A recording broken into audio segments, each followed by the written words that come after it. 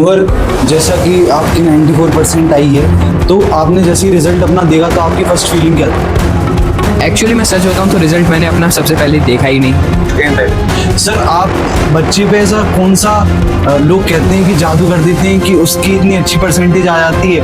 और बोले वो तो देखो, लोग कुछ भी बोलते हैं कि जादू कर देते हैं, जादू टोना कर देते हैं। 10th की जर्नी को देखी और अगर उस पर कोई मूवी बन रही हो या फिर कोई उसका टाइटल दी, तो आप क्या टाइटल देना चाहेंगे? मैं बेशक अपनी स्टोरी का टाइटल माई स्टोरी देना चाहूँगा। उसमें आपको बच्चों के प्रति आपके लगाव और वह उनकी जो अचीवमेंट या उन्होंने जो एकेडमिक्स में बेहतर किया है उसके पीछे आप अपना कितना परसेंट गोल जानते हैं या समझते हैं, और आपने ऐसा क्या किया है कि इस साल जो बच्चे आएंगे या जो अगले साल बच्चे आएंगे वो इनसे भी। सबसे मेन पर्पज जो होता है मेरा, वो बच्चे से कनेक्ट होना होता है। अगर जो बच्चा ज़्यादा कनेक्ट रहेगा अपन से तो वो उतना अच्छा परफॉर्म कर पाता है। बच्चा फ्रीली माइंड रहता है एक तरह से। अगर उसको प्रेशर फील करा दिया तो बच्चे की percent. Hello everyone, myself Dev Sharma with Ram Sharma. We are here to take an interview of Manohar Singh Jadon, who recently scored 95% in Class 10 CBSE board, with his teacher, the Raghavendra Rathore sir, who is also the founder of Rathore Academy. So, hello sir, how do you feel when your student scored 95% in Class 10? बहुत अच्छा feel कर रहा हूँ मैं, क्योंकि बच्चा जब result लेके आता है तो सबसे ज्यादा खुशी या तो पेरेंट्स को होती है और दूसरे नंबर पे उनके टीचर्स को होती है। तो इसमें क्या होता है, बच्चे ने बहुत अच्छा स्कोर किया, इसमें कहीं ना कहीं टीचर का नाम लिया गया, तो ये बहुत अच्छी बात है। सर, जितनी खुशी आपको मनोहर के 95 लाने पे हुई, उतनी सर आपको खुशी एक बच्चे के 70 या 75 आने पे भी उतनी खुशी हुई? हाँ, अगर वो एवरेज अच्छा है तो। अगर मुझे पता है कि उसकी परसेंटेज उसके एफर्ट के हिसाब से सही आई है तो मुझे उसकी भी खुशी है। वैसे तो मनोहर से हम लोग काफी बार मिल चुके हैं, क्योंकि उससे हमारी अच्छी खासी जान पहचान, और हम आपके पुराने स्टूडेंट भी। तो मनोहर, जब हम सर से पढ़ते थे तो सर का जो वे था वो थोड़ा स्ट्रिक्ट था। सर थोड़ा सा सीरियस होके पढ़ाते थे, और जब हम अभी सर से मिल रहे हैं तो सर के पढ़ाने के तरीके में फन भी इन्वॉल्व है, वो सीरियसनेस भी है। तो जितना हमें सर से फायदा मिला पढ़ने में, उतना ही आपको मिला, या आपको सर के फन होने से और भी ज्यादा कुछ फायदा मिला? ये तो एक सर का एक्सपीरियंस इम्प्रूव हुआ है आपके बैच के साथ। तो सर ने आपके बैच से थोड़ा सा एक्सपीरियंस लिया और हमारे बैच में वो एक्सपीरियंस दिखा भी सर का, जिससे मुझे स्टडी और सर के समझाने के तरीके में थोड़ा इम्प्रूवमेंट लगा और शायद मुझे भी अच्छा लगा। तो मनोहर, जैसा कि आपकी 94% आई है, तो आपने जैसे रिजल्ट अपना देखा तो आपकी फर्स्ट फीलिंग क्या थी? एक्चुअली मैं सच बताऊं तो रिजल्ट मैंने अपना सबसे पहले देखा ही नहीं, क्योंकि वेबसाइट क्रैश हो गई थी। तो मैंने सर को ही भेजा था अपना एडमिट कार्ड, तो सर ने रिजल्ट चेक करके बताया, और पहले तो सर ने थोड़ा सा मजाक किया, पर बाद में जब मैंने अपनी परसेंटेज देखी तो थोड़ा सा विश्वास नहीं हुआ कि इतनी आ गई, पर हाँ अच्छा ही लगा थोड़ा। तो आपके माता पिता का क्या रिएक्शन था जब उन्होंने आपकी परसेंटेज पहली बार सुनी या देखी? उनको बहुत ही गर्व महसूस हुआ। बहुत बिल्कुल। तो मेरा एक प्रश्न मिस्टर राघवेंद्र सिंह राठौर, जो हमारे सर भी रह चुके हैं पहले, सर आप बच्चे पे ऐसा कौन सा लोग कहते हैं कि जादू कर देते हैं कि उसकी इतनी अच्छी परसेंटेज आ जाती है? और वैसे जादू नहीं करते क्योंकि आप सर हो, और सर आप ऐसी कौन सी टिप्स देते हो बच्चे को जो कि उसकी रिजल्ट में इतना बूस्टअप कर जाती है? अच्छा क्वेश्चन है कि बोलने को तो देखो, लोग कुछ भी बोलते हैं कि जादू कर देते हैं, जादू टोना कर देते हैं, ये कुछ वो नहीं है। मेन होता है बच्चे की मेहनत प्लस टीचर की मेहनत और पेरेंट्स का भी कहीं ना कहीं इसमें इन्वॉल्वेशन होता है, क्योंकि जब तक इन तीनों तरफ से एफर्ट नहीं दिखेंगे तब तक रिजल्ट नहीं बनेगा, किसी का भी नहीं बनेगा। अब रही बात टिप्स की, तो टिप्स सभी को देते हैं, ऐसा नहीं कि पर्टिकुलर एक ही सिंगल बच्चे को दी गई है। सब बच्चों को टिप्स दिए जाते हैं, उनमें से जो बच्चा उसको अच्छे से स्ट्रिक्टली फॉलो करता है तो बच्चा का रिजल्ट अच्छा है। सर बहुत रेयरली होता है कि हम देखते हैं कि इतनी इन्वॉल्व कोचिंग से किसी बच्चे की 95 आ जाए, क्योंकि आज के टाइम में माता पिता को लगता है कि जितनी बड़ी कोचिंग होगी बच्चे का भविष्य उतना ही ब्राइट होगा। आपने ऐसा, जो आपका अट्रैक्ट करने का वे है या जो आपकी वे ऑफ टीचिंग है, आपकी वे ऑफ टीचिंग और जो बच्चे बड़ी बड़ी कोचिंग में जाते हैं और जो आपको फेवर करते हैं, तो उसमें मेन डिफरेंस क्या होता है? सबसे बड़ा मेन डिफरेंस होता है बच्चे के साथ में कनेक्ट होना।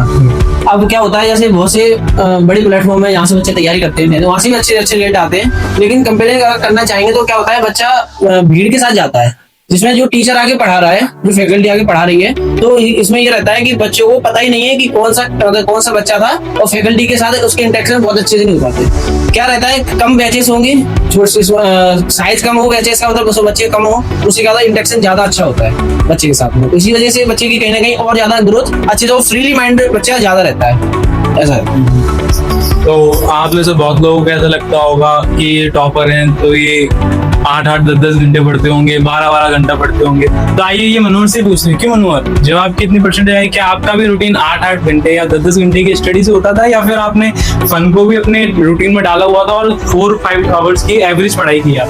नहीं, फन तो ज़रूरी है, तो मैंने भी अपनी स्टडी टाइम टेबल में फ़न रखा था।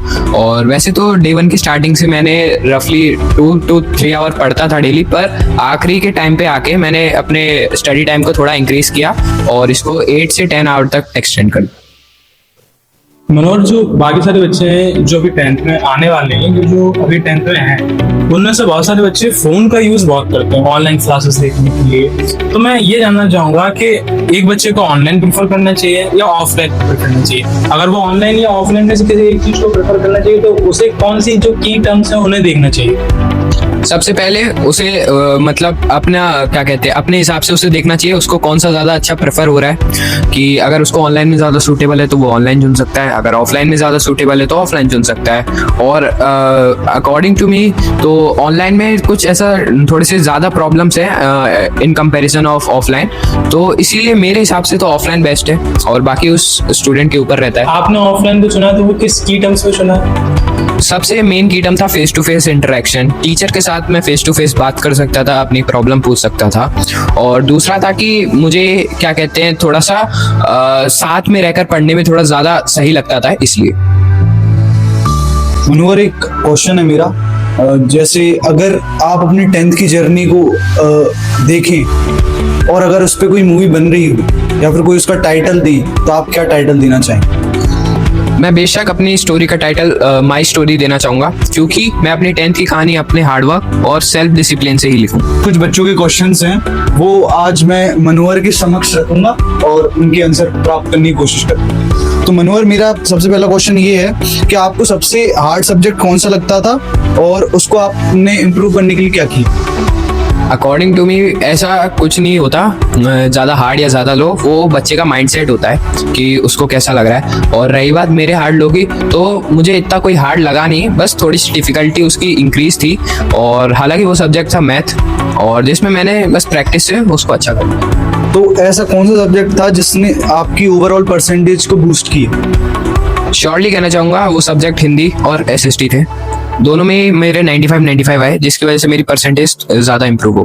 आप जो अभी बच्चे 10th में आए, उनको आप क्या एडवाइस देना चाहेंगे जिससे वो और इम्प्रूव करें अपने रिजल्ट को और अपनी आने वाली तैयारी? आखिरी टाइम का इंतज़ार ना करें और अभी से ही मेहनत करना चालू कर दें, तो उनका रिजल्ट आखिरी में ज़्यादा अच्छा रहे। कौन सी मिस्टेक्स उन्हें अवॉइड करनी चाहिए जो आपने अपनी प्रिपरेशन टाइम में देखी थी या फिर फेस की? सबसे पहले तो उन्हें डिस्ट्रैक्शन अवॉइड करना चाहिए, जैसे कि फ़ोन हो गया, सोशल, और क्या कहते हैं अपनी स्टडी पे उन्हें फोकस करना चाहिए और डिसिप्लिन में रहना चाहिए, रोज़ पढ़ना चाहिए।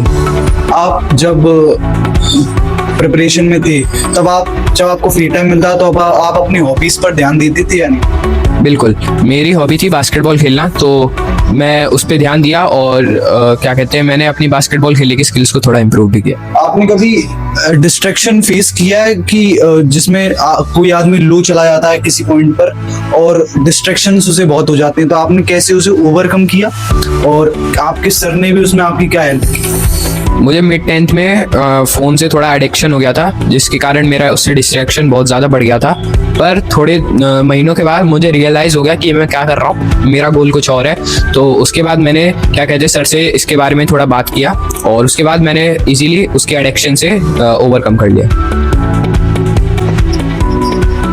और अगर आपको एक पाथ पर छोड़ दिया जाए, जो पाथ सफलता के साथ मेहनत और हार्ड वर्क चाहिए आपको, और एक रास्ता जो सफलता की ओर ही जाता है, जिसमें फन हो, थोड़ा सा एंजॉयमेंट हो, थोड़ा सा फैमिली टाइम हो, और जो दूसरे रास्ते की मैंने बात करी जो सफलता की ओर जाता है लेकिन उसमें मेहनत और पूरे दिन भर हार्ड वर्क, तो आप किस रास्ते को चुनेंगे? मैं बेशक मेहनत वाले रास्ते को चुनूंगा, क्योंकि बिना मेहनत की सफलता मेरे हिसाब से प्राप्त नहीं हो सकती। अगर हम दिन भर बस फन और फैमिली टाइम ही देंगे तो शायद सफलता हमें प्राप्त ना हो।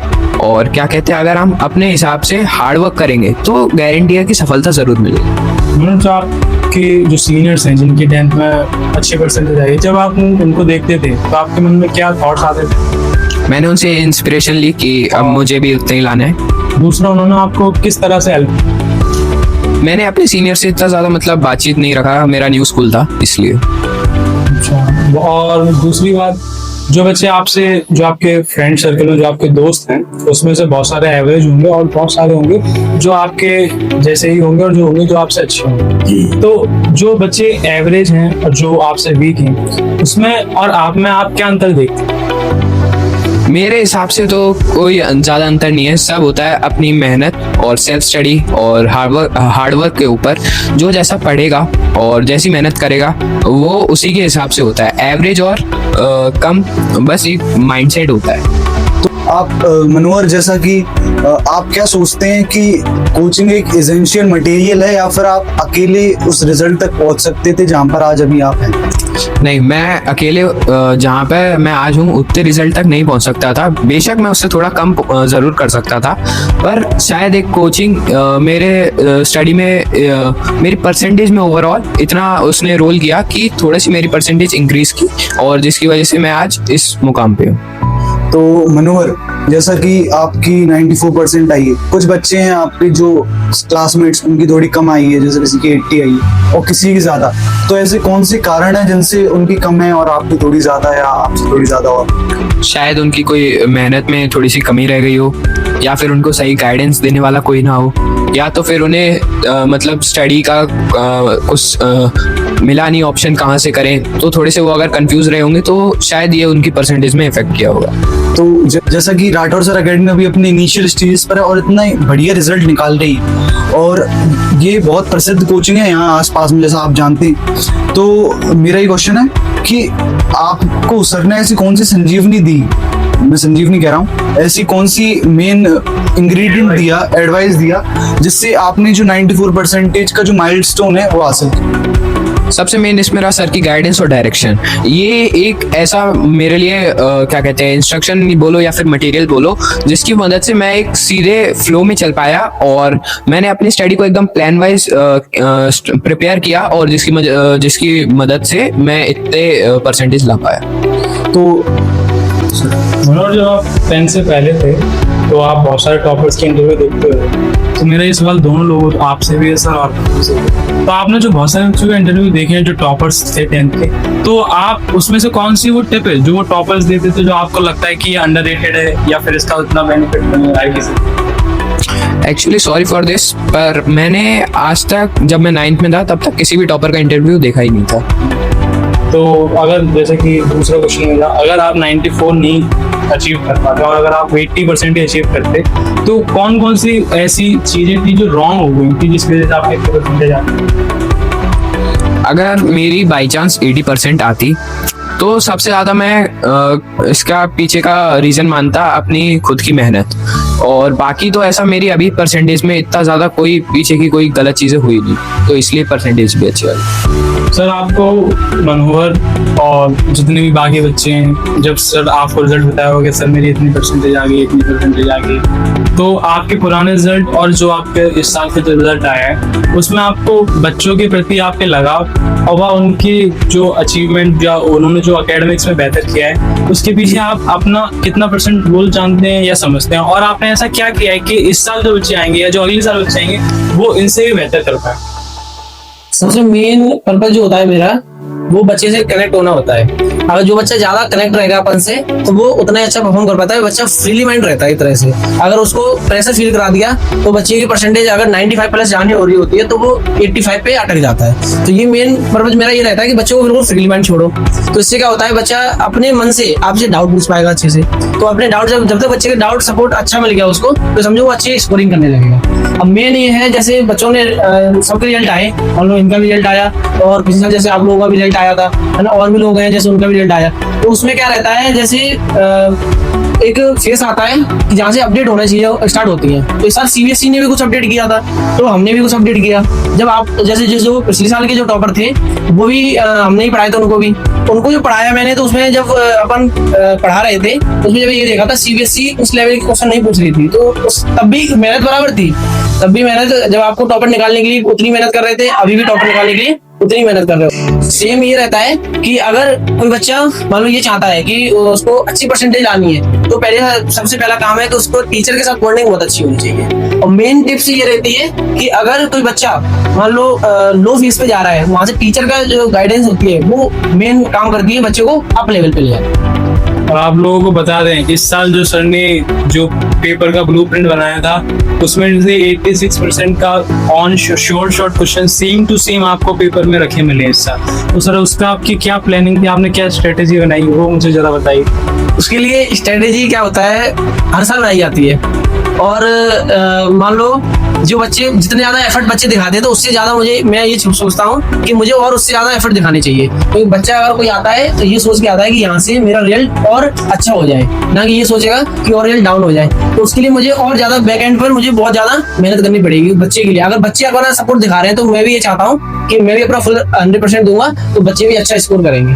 और मेन रीजन ये है कि अपन पढ़ा रहे हैं, तो उसमें से क्वेश्चंस जो बनाते हैं, जो कंटेंट बनाते हैं, कंटेंट राइटर जो करते हैं, तो सेम क्वेश्चन डाटा के साथ फंसाते हैं। तो मेन हो रहता है बच्चे के लिए प्रैक्टिस करवाना, मेन बहुत ज्यादा प्रैक्टिस करा देते हैं, जिससे मतलब क्वेश्चन इसमें देखने को मिलता है। और दूसरी बात मैं अगर आपको बता दूं, जब मैं सर को रिव्यू करता हूं या मैं सर से कभी मिलने आता हूं, तो सर 11-11, 12-12 बजे तक बच्चों के लिए क्वेश्चंस, अलग अलग क्वेश्चंस बनाने के लिए लगे रहते हैं। तो सर जो आप क्वेश्चंस बनाते हैं और आपने किसी भी बैच के लिए क्वेश्चन बनाया, और लेकिन जो बच्चे हैं वो आपके प्रति सीरियस नहीं है, वो पढ़ाई को इतना सीरियस नहीं लेके पा रहे, तो आप क्या सोचते हैं कि मेरी मेहनत बर्बाद होगी? आपके थॉट्स में ये आता है कि अब मैं इस बैच पे मेहनत नहीं करूंगा, बच्चे मेरी बातें नहीं सुन रहे, तो क्या आप उस पर चेंजेस करेंगे? देखो ऐसा होता है, अगर मैं ये सोचने लगा कि अब मैं इस बैच में मेहनत ना करूं, अब मैं पर्पज ये रहता है, जैसे अगर कोई बच्चा पढ़ रहा है, वो तो बच्चे हैं, अपन टीचर है, तो टीचर का काम क्या होता है, बच्चे को सही राह पर लाना, सही में ये काम रहता है। तो अगर मान लो कोई बैच में अपन पढ़ाने के लिए गए, मान लो उस बच्चे अच्छा परफॉर्म नहीं कर रहे हैं, तो वो किस वजह से नहीं कर रहे हैं, वो पहले अच्छे से जानो। क्या पता वो अपनी वजह से खुद ना कर रहे हो कि आपने सही से याद ना जो कंटेंट आप पढ़ा रहे हो बच्चों को अच्छा कंटेंट डिलीवर ना हो पा रहा हो, इस वजह से अच्छा परफॉर्म ना कर रहे हो, या आपके पढ़ाने में जो फ्रिक्वेंटली होती है वो नहीं आ रही हो, है ना। मेन पर्पज ये रहता है। अगर ये चाहोगे कि मान लो मैंने पढ़ाया, सब बच्चों को सब समझ आ जाए, तो ये कभी होता नहीं है। अगर बैच में लो 100 बच्चे हैं, 50 बच्चे हैं, उसमें से 2-4 बच्चे तो ऐसे होंगे जो जिनका डाउट रहेगा, और वो रेयर भी है, वो होना भी चाहिए, जिससे ये भी पता चलता है टीचर को कि और ज्यादा मेहनत करनी पड़ेगी हमें, तब जाके उन बच्चों को सिखाना है। और मेन रहता है उन बच्चों को ही सिखाना। तो सर हमारे लोग जो देख रहे हैं इस इंटरव्यू को, उसमें से काफी 10th क्लास के लाइन काफी बच्चे होंगे, तो आप सर ये बताइए कि वो आपकी कोचिंग को प्रेफर क्यों करें?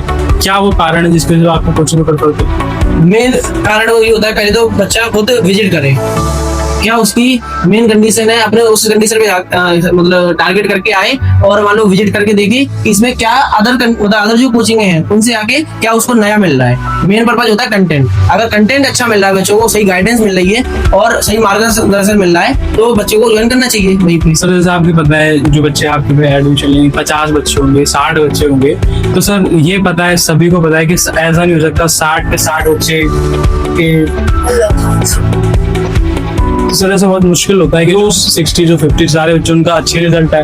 तो जो आपने स्ट्रेटेजी लगाई है वो किन्हीं बच्चों पे काम करेगी या किन्हीं बच्चों पे काम नहीं करेगी। तो जब वो बच्चे पे काम नहीं करेगी तो आप उसको क्या समझाएंगे या उसको कैसे मोटिवेट करेंगे? ऐसा होता है टीचर कभी ये नहीं होता कि कोई चुनिंदा बच्चे होते हैं जिनको पहले से डिसाइड कर लिया कि इनको ही हम टॉपर निकालें। टीचर का काम होता है जितने बैच में बच्चे हैं सबको एक लेवल पे लेके आना, फिर उसमें से जो बच्चा अपना ज्यादा एफर्ट दिखाएगा वो आगे निकल जाएगा। रेस होगी तो कोई ना कोई तो जीतेगा। अगर अपने सबको एक साथ दौड़ा दिया, अब उसमें से जो तेज रफ्तार से दौड़ेगा वो तो ऑटोमेटिक जीतेगा ना। अब जो दौड़ाने वाला जो है, जो रेस करवाने वाला है, उसके लिए सब बराबर है, क्या पता उनमें से कौन सा फर्स्ट आने वाला है। तो सेम काम है टीचर का भी। अगर वो टीचर सबके साथ पढ़ा रहा है, सबको पढ़ा रहा है, तो उसमें ये चाहता है कि सबका रिजल्ट आए, और उसमें से जो बच्चा आउटपुट अच्छा अच्छा से देंगे अपना, उनका रेट अच्छा है। तो सर बहुत सारे जो आपके बच्चे एडमिशन लेंगे वो 50% होंगे, 60% होंगे, जो 60 बच्चे होंगे। तो आपने जो स्ट्रेटेजी बनाई है, जो आपने प्लान बनाया, आपने तो सारे बच्चों के लिए बनाया, सभी ने उसको फॉलो किया है। उसमें से कुछ तो होंगे जो अच्छा परसेंटेज आपका कर सकते हैं, जो वो करेंगे, हासिल करेंगे, लेकिन कुछ होंगे जो इतनी परसेंटेज को हासिल ना कर पाए, जबकि उन्होंने तो आपकी सेम स्ट्रेटेजी और प्लान को फॉलो किया है। तो आप उनको मोटिवेट कैसे करेंगे और आप उन्हें कैसे बताएंगे कि बेटा अब नहीं कर सकते तो आगे करना है?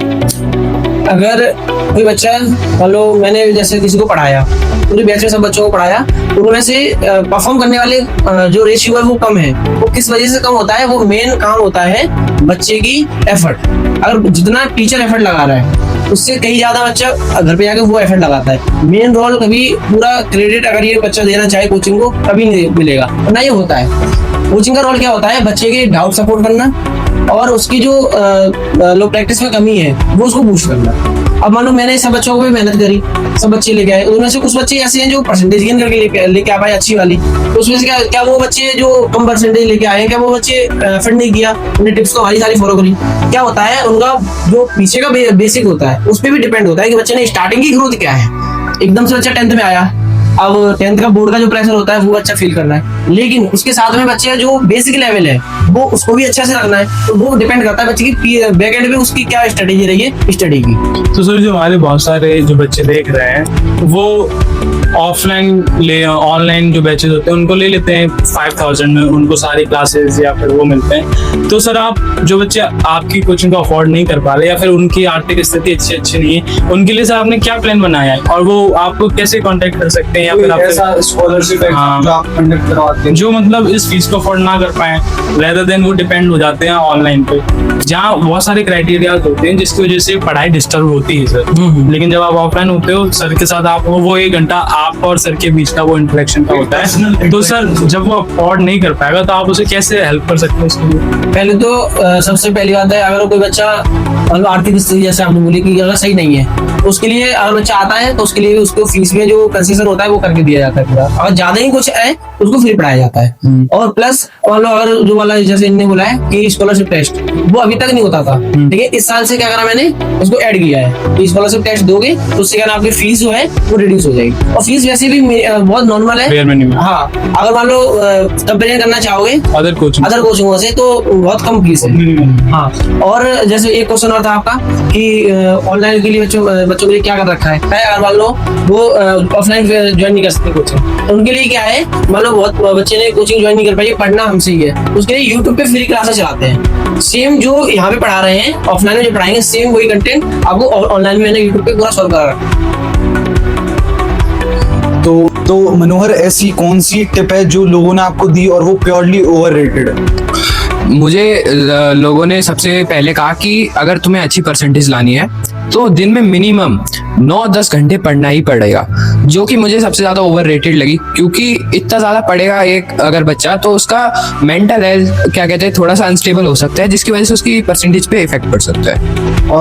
अकॉर्डिंग टू यू आपने ऐसी कौन सी बिग मिस्टेक की जो अभी नए जो बच्चे आए हैं 10th में अपेयरिंग है वो ना करें? मैंने जैसे कि आपको बताया मिड 10th में मुझे क्या कहते हैं फोन की एडिक्शन हो गई थी, जिसने मेरा पूरा 1 महीना बर्बाद किया, जहाँ पे मेरा थोड़ा सा स्टडी का लॉस हुआ, जिसकी वजह से मेरी थोड़ी सी परसेंटेज पे भी इफेक्ट आया कहीं ना कहीं। तो मैं सभी से कहना चाहूंगा कि एडिक्शन को डिस्ट्रैक्शंस को अपने क्या कहते हैं स्टडी से थोड़ा सा दूर रखें। जैसा कि आपकी 9th में भी 95% आई थी, तो 9th की जो नॉलेज है वो आपको 10th में हेल्प की या फिर? बिल्कुल, जो 10th के ज्यादातर चैप्टर हैं वो 9th के बेसिक से ही जुड़े हुए हैं, जैसे कि सर्कल्स हो गया और ट्राइंगल्स हो गया। अगर आपका 9th का बेसिक का स्ट्रॉन्ग नहीं है तो 10th में थोड़ी सी आपको दिक्कत आ सकती है। सपोज किसी की 9th इतनी अच्छी नहीं है मनोहर, तो वो ऐसी कौन सी चीजें करे जिससे उसकी 9th बहुत अच्छी तरीके से निकले और साथ में 9th भी थोड़ी कवर अप हो जाए? मेरे हिसाब से जब वो 10th का सिलेबस कवर अप कर रहा होगा तो अगर उसके पास टाइम हो तो वो 9th का बेसिक्स भी एक बार यूट्यूब से या फिर कहीं भी ऑनलाइन प्लेटफॉर्म से रैपिड रिवीजन के तौर पे देख ले, जिससे उसका बेसिक भी क्लियर हो जाएगा और 10th में भी मदद मिलेगी। और आपके आगे के 10th के बाद आपके क्या प्लान्स हैं? 10th के बाद मैंने अभी स्ट्रीम लिया है PCM विद कंप्यूटर साइंस, और उसके साथ क्या कहते हैं मैं NDA की प्रिपरेशन करूंगा और आगे जाके NDA का पेपर देख के NDA में जाना चाहूंगा। Well wishes in advance. Thank you. और फाइनल क्वेश्चन ये कि जैसे बहुत बच्चे होते हैं जो कि ध्यान नहीं दे पाते शुरू में अपने 10th पर, और लेकिन लास्ट में रियलाइज होने लगता है कि नहीं मैंने बहुत गलत किया शुरू में। अब उन्हें कवर अप करने के लिए ऐसी कौन सी चीजें करनी चाहिए जिनसे उनका जो 10th का रिजल्ट और बूस्टअप हो, और क्या करना चाहिए? सबसे पहले मैं कहना चाहूंगा कि time will never wait for anyone. जो समय अभी आपके पास है वो बिल्कुल चलेगा और निकल जाएगा। तो आपको जो भी करना है अभी से करना है, और लेट रियलाइज होगा तो आपको क्या कहते हैं बाद में क्या कहते हैं उसके लिए पछताना भी पड़ेगा। तो क्या कहते हैं मैं आखिरी में कहना चाहूंगा कि डे 1 से ही स्टार्ट कर दो थोड़ा थोड़ा पढ़ना, और आगे जाके आपको उससे बहुत ज्यादा बेनिफिट मिलेगा, और थॉरोली रिवीजन करते रहना। Thank you Manohar. Thank you. Thank you sir.